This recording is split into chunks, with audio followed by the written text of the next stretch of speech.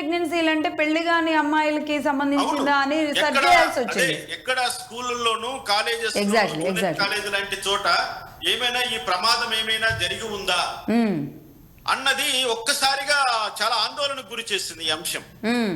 కానీ స్టడీ మొత్తము వెళుతూ ఉంటే ఇది ఆ యొక్క పాపులేషన్ కి సంబంధించిన అంశం. దాని సెన్సస్ రూపంలో వాళ్ళు స్టడీ చేసినప్పుడు వెలుగు చూసినటువంటి అంశం ఇది. అంటే ఇక్కడ కుప్పంలో 14.9% ఈ యొక్క ప్రెగ్నెన్సీ రేటు ఉందంటే కుప్పము ఆంధ్రప్రదేశ్ లో చాలా వెనుకబడినటువంటి ప్రాంతం. అవును, ముఖ్యంగా ఎటువంటి అభివృద్ధికి నోచుకోకుండా ఉన్నటువంటి ఒక వెనుకబడిన ప్రాంతం మా చిత్తూరు, ఉమ్మడి చిత్తూరు జిల్లాలో ఒక ప్రాంతం అది. అటవీ ప్రాంతం, ఎడారి లాంటిది.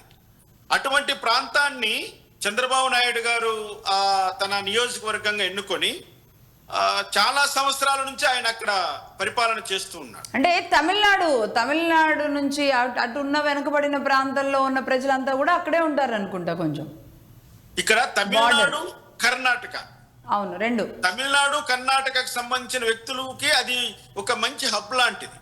పైగా అక్కడ ద్రవిడ యూనివర్సిటీని కూడా ఏర్పాటు చేసి ఉన్నారు. కాబట్టి ఇక్కడ తెలుగు, తమిళము, కన్నడ మూడు సాంప్రదాయాలకు అది పుట్టినిల్లుగా ఉంటుంది ఆ కుప్పము ప్రాంతం. కానీ చంద్రబాబు నాయుడు గారు తన వంతు కృషి తను చేస్తున్నప్పటికీ ఇక్కడ బాల్య వివాహాలు పెరిగిపోవడానికి కారణం ఏమని నేను అనుకుంటున్నానంటే గత వైసీపీ పాలనలో గంజాయి మూకలు చెలరేగిపోయినటువంటి ఒక విషయాన్ని ఎవరూ కూడా మర్చిపోకూడదు. ఆ గంజాయి మూకల ఆగడాలను, అరాచకాలను తట్టుకోలేని తల్లిదండ్రులు తమ పిల్లలకు, తమ ఆడపిల్లల్ని ఆ మైనారిటీ ఏజ్ లోనే వివాహాలు జరపడానికి ప్రోత్సహించిందా అన్న కోణం కూడా ఇక్కడ మనము చూడాలి.